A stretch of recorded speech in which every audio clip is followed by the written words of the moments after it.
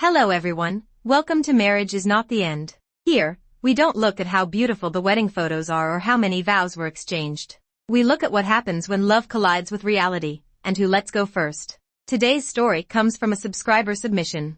She said she kept this story bottled up for a long time, only daring to share it after everything had finally settled. She also said that if you've ever played the selfless saint in a relationship, if you've ever believed that giving enough would eventually earn someone's genuine love, then this episode might hurt. But it might also wake you up. The story begins with an engagement party. That day, on the third-floor banquet hall of the Four Seasons Hotel in downtown Los Angeles, the crystal chandeliers were already lit. A champagne tower stood 12 glasses high, and a pathway of roses stretched from the entrance all the way to the main stage. More than 200 guests were taking their seats one by one. Some were her father's business partners. Some were childhood friends who had grown up with her. Others had flown all the way from the East Coast just for the occasion. She was sitting in the bridal lounge, wearing a custom Vera Wang gown, waiting. In 3 minutes, she would take her father's arm and walk toward the man she had loved for 7 years. Her name was Emily, the only daughter of the Lin family's real estate empire. But in their social circle, people were more used to calling her simply that girl from the Lin family, low-key, well-mannered, and never the subject of gossip columns. She glanced down at her phone, just trying to kill time while she waited. TikTok's algorithm can be strange sometimes. It pushed a live stream onto her feed, a couples competition show called the True Love Challenge. She was about to swipe past it, but the profile of the man in the frame made her finger freeze. That was Daniel, her fiancé. At that moment, he was standing beside an inflatable pool, wearing the Ralph Lauren polo shirt she had bought him just last week. His arm was wrapped around a girl in a pink dress, smiling at the camera. The girl was waving 2 pieces of paper. When the camera zoomed in, they were clearly visible marriage certificates, freshly issued. Emily stared at the screen, and for a moment her mind went completely blank. Instinctively, she glanced at the clock on the wall, then back at the time on her phone, just to confirm she hadn't somehow slipped into another parallel universe. The live stream comments were flying across the screen. OMG, this is so sweet. This is real love. A rich heir running away for love. I heard he had some arranged fiancé. She must be old and ugly if he ran away like that. Girl, wake up. Arranged marriages still exist in 2024? That's medieval. Daniel smiled at the camera, looking gentle and devoted. He leaned down and kissed the girl on the forehead. My family did arrange a marriage for me, he said. But I never agreed to it. It wasn't until I met her that I finally understood what true love really is. Emily stared at the screen in silence for a long time. Then she laughed. Not a happy laugh, more the kind that comes when you suddenly understand something so absurd that you don't know whether to cry or laugh. So the feudal leftover, the arranged marriage, the old and ugly fiancé, that was her. The person who had anonymously transferred money into his account every month since freshman year of college. The person who knew his family was poor and that he had a strong sense of pride, so she pretended to run into him by chance and took the initiative to pursue him. The person who quietly arranged for him to join her family's company after graduation, and pretended she had nothing to do with it. The person who had planned to tell him tonight, at their engagement party, *, you don't have to struggle so hard anymore. I'm actually the Lin family's daughter. *, apparently. Her 7 years of love were nothing more than an arranged marriage in his version of the story. The live stream continued.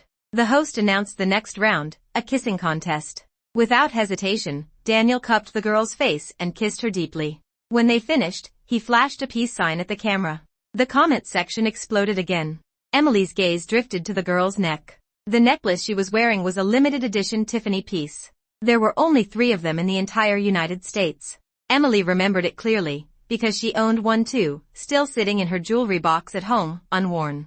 But that wasn't the point. The point was the dress the girl was wearing. A pale champagne silk gown with delicate embroidery around the neckline. The stitching was a special Suzhou embroidery technique invented by Emily's grandmother. There wouldn't be another dress like it anywhere in the United States. Because that dress had been hers. Months ago, when she was reorganizing her walk-in closet, she noticed it had disappeared. She had asked the housekeeper about it, but everyone said they hadn't seen it. She had assumed she must have accidentally donated it and felt upset about it for days. Now it was on the body of the nanny's daughter. On the body of her fiancé's true love. Emily's phone suddenly rang. Daniel. She answered but didn't say anything. It was noisy on the other end of the line, like he was outdoors. There was music, cheering, and the host shouting into a microphone, "Next contestants, get ready." Daniel lowered his voice, sounding hurried and irritated. "Emily? Something came up on my business trip. I might not make it back for the engagement party tonight. Could you explain it to your parents for me? I'll try to get back as soon as possible." Emily was silent for 2 seconds before asking, "The hall is full of guests right now. What exactly do you want me to tell them?" His tone immediately turned impatient. "I don't want this either. You think I want to be on a business trip? I'm at a critical stage for my promotion right now. Don't make things harder for me." There was more noise. Someone was calling his name, telling him to hurry back and prepare for the next round. Daniel sighed, and his tone suddenly softened, the familiar coaxing voice she knew so well. All right. I'm working this hard for us, aren't I? If I don't make money, how am I supposed to support a family? Just be good and help me deal with things over there. I'll bring you a gift when I get back." The call ended. Emily stared at the phone. In the live stream, Daniel had just run back into frame, grabbing the girl's hand and laughing as they rushed toward the next challenge. Only when a cold drop of liquid landed on the back of her hand did she realize she was crying.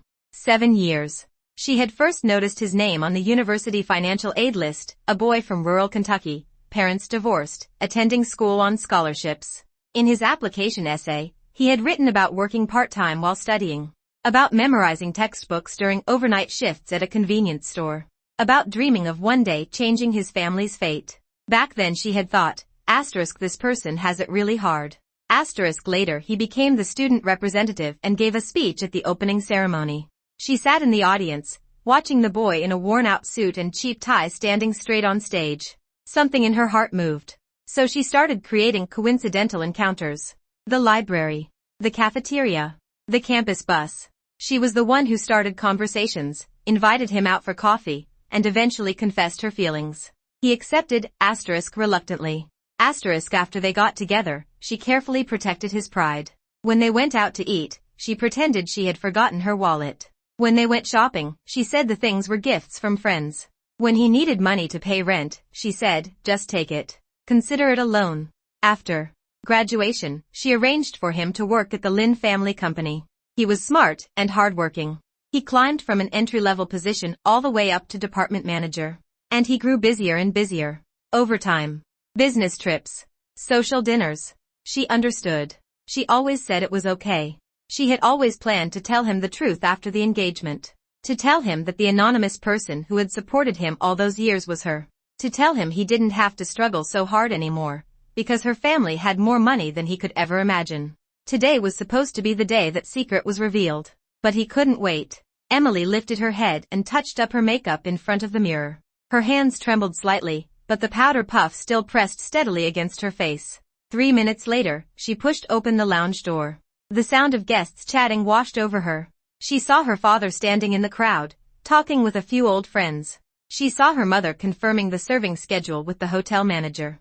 She saw Daniel's parents seated at the main table, Mrs. Duan wearing a bright red cheapao, smiling from ear to ear. Her gaze drifted toward a corner.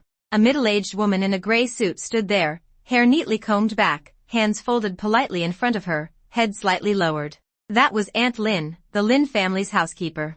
She had worked for their family for more than 20 years, ever since Emily could remember. Her health hadn't been great these past couple of years, but Emily's mother was sentimental and had kept her on to do lighter work around the house. Aunt Lin stood there quietly, as if waiting for instructions. Emily looked away and walked toward her father. He immediately noticed something was wrong. Frowning, he stepped closer and asked in a low voice, "Why are your eyes red?" Emily forced a small smile. "It's nothing." Something came up on Daniel's end. The engagement party might need to be postponed. The moment she finished speaking, Mrs. Duan's loud voice exploded across the room. "What? Postponed? That's impossible. The auspicious time was carefully chosen, you can't delay it." She pulled out her phone and started dialing. Emily opened her mouth to stop her, but it was too late. The phone rang for a long time. No one answered. Mrs. Duan's expression changed. She called again.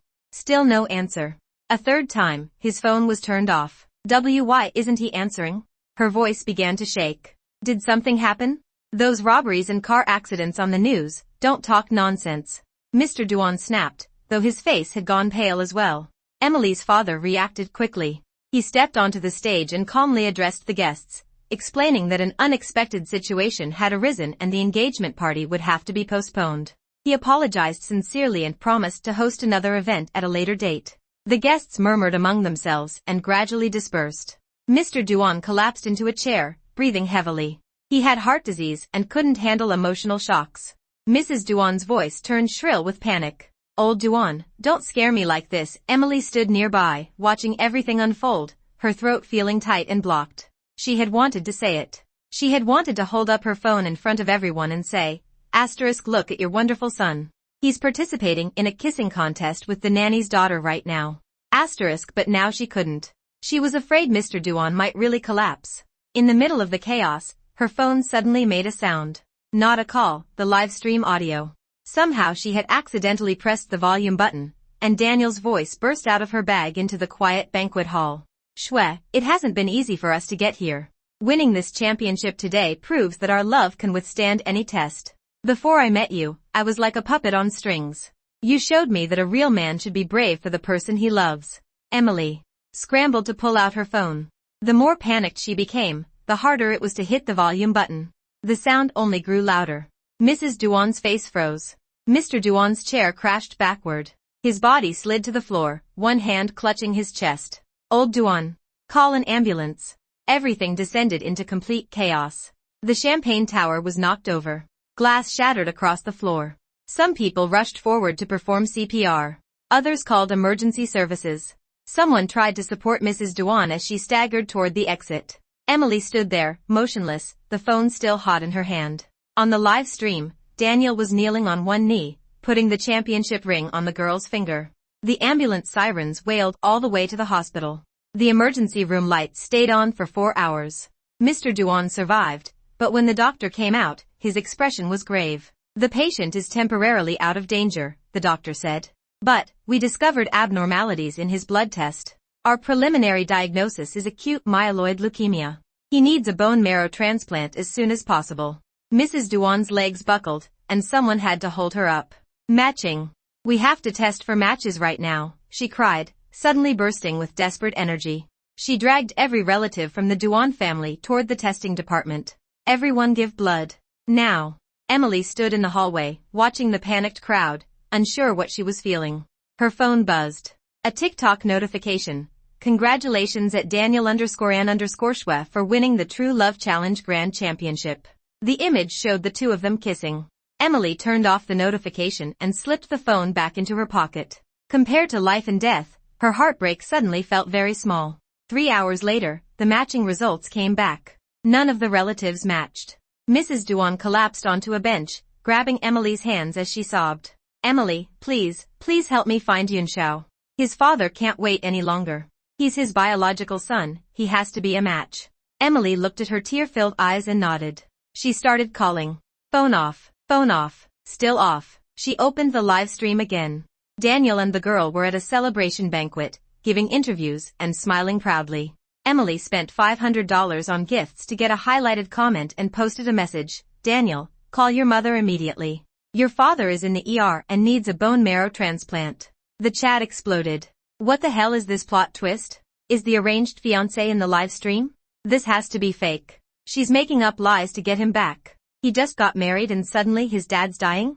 This woman is toxic. The girl, whose live stream ID was Shwe, saw the message and let out a cold laugh. She held up their marriage certificate to the camera and said, "In love, there's no such thing as first come, first served.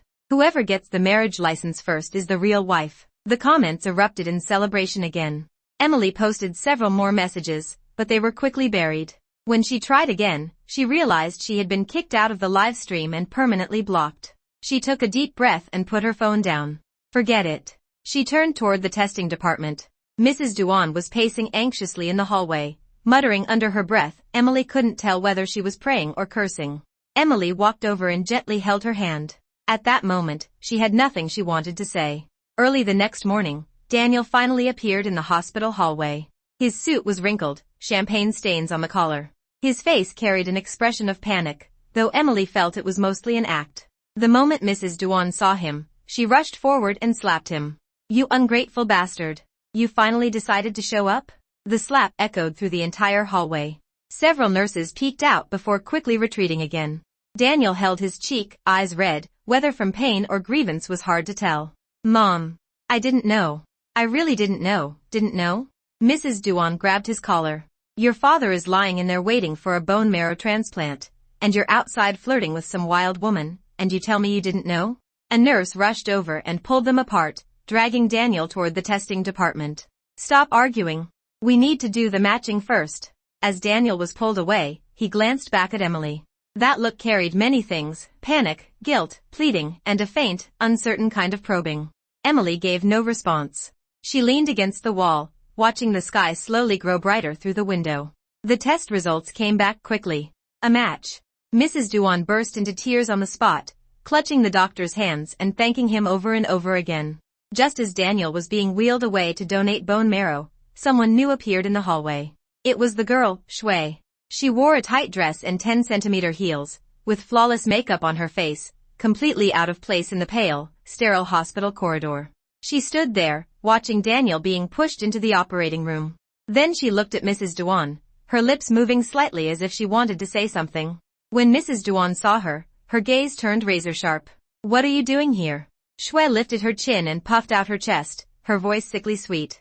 Auntie, I'm Yunxiao's wife. I came to check on Dad. Who are you calling Dad? Mrs. Duan's voice shot up so sharply it felt like it could pierce the ceiling. Since when did my son marry you? How would I not know? You call that a marriage? That's what happens when someone loses their mind.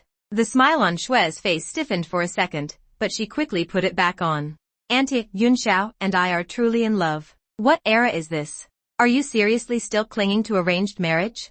Mrs. Duan didn't say another word. She grabbed a stainless steel tumbler from the hallway and hurled it at her. The cup hit the floor right by Shui's feet with a loud clang. She screamed and stumbled backward 2 steps, her high heel twisting so badly she almost fell. True love? Mrs. Duan was trembling all over. Do you know his father is in there waiting for bone marrow to save his life? Do you know he was supposed to get engaged today? And you want to talk to me about true love? For the first time, Shui's face really changed. She took a step back. Then another. Finally she ended up pressed against the wall, silent. When Daniel came out of the operating room, his face was pale and he was unsteady on his feet. He saw Shui, froze for a second, then lowered his head and hurried toward the hospital room. Shui ran after him and grabbed his sleeve. Daniel, your mom just threw a cup at me. Daniel shook off her hand without even turning around. Shui stood there, her expression shifting from shock to anger, then from anger to panic. She pulled out her phone and started making calls. One after another. No one answered. Emily stood at the other end of the hallway, quietly watching it all. She only found out later what had happened that night. Shui's whole socialite persona had been torn apart online. Someone made a post on Reddit saying she wasn't the Lin family heiress at all. Her mother was the Lin family's housekeeper. All those rich girl lifestyle posts of hers, afternoon tea in Beverly Hills, beach parties in Malibu, carrying Hermes bags into 5-star hotels, had all been freeloading and pretending. Someone else dug up one of her Instagram photos, the one captioned as a luxury mother-daughter afternoon tea. The mansion in the background turned out to be the Lin family's old estate in San Marino. The cashmere cardigan her mother was wearing was an old sweater Emily had donated to charity the year before. Others tracked down one of Shui's elementary school classmates, who said she had grown up in a poor neighborhood in East LA, and that her mother had worked as a housekeeper while juggling 2 other jobs just to raise her. The housekeeper's daughter pretending to be an heiress to land a rich husband shot to the top of the trending topics. The day Daniel was discharged from the hospital, Shui was waiting for him outside. She had changed her look. No more tight dresses or high heels. Instead she wore a simple hoodie and jeans, her hair in a ponytail, no makeup on her face. She stopped Daniel and said, eyes red, Daniel, we need to talk. Daniel didn't even look at her. He stepped around her and kept walking. She chased after him and grabbed his arm. You can't do this. We're married. We're legally husband and wife. Daniel finally stopped and turned to look at her. There was no love in his eyes. No hate either. Just a kind of exhaustion that was hard to describe. Legally married? He let out a laugh that looked more painful than tears.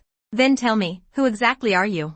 Shui froze. You told me you were the Lin family's daughter, Daniel said calmly. And what was the truth? Your mother is the Lin family's housekeeper. The clothes you wore, the bags you carried, they were all stolen. Of all the things you told me, how many were actually true? Shui's face flushed bright red. I didn't steal anything. Those clothes were things she didn't want anymore.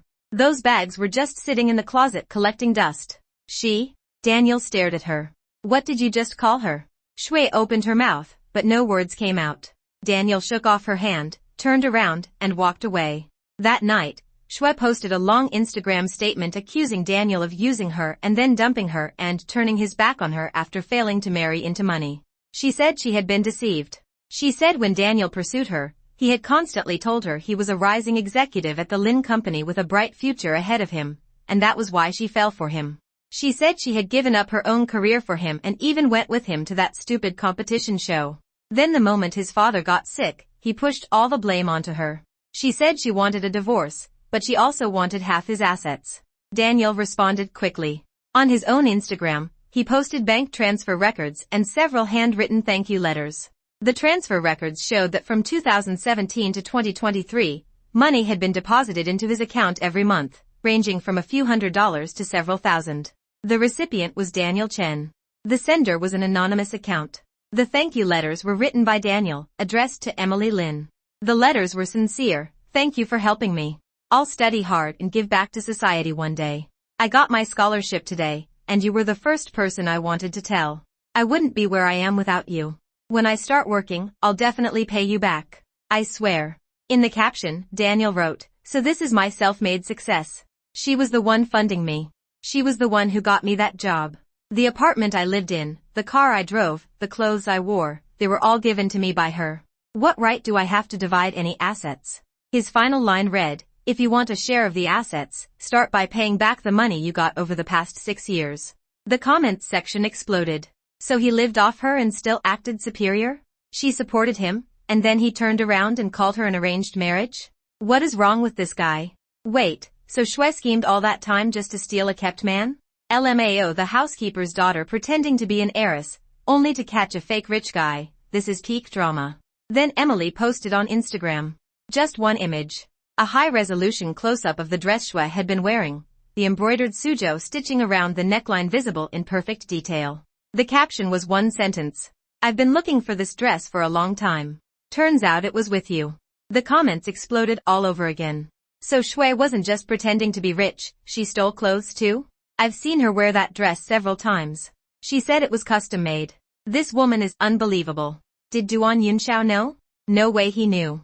If he had, he wouldn't have married her. Shui deleted every Instagram post, deactivated the account, and disappeared from the internet completely. Rumor had it that she and her mother moved out of Los Angeles overnight. No one knew where they went. Her divorce from Daniel was processed quickly. No property dispute. No drawn-out drama. She signed the papers and left. Daniel came to see Emily several times. The first time was in the hospital hallway. He had just donated bone marrow, his face pale, one hand braced against the wall as he walked over. He stood in front of her, his lips moving for a long time before he finally forced out the words, Emily, can we talk? Emily looked at him without nodding or shaking her head. He said, I know I was wrong. That woman lied to me. She told me she was the Lin family's daughter, and I thought, you thought what? Emily cut him off. He froze. You thought she was an heiress, so you chose the shortcut. Then when you found out she was fake, you regretted it and came back to me. Emily looked straight at him.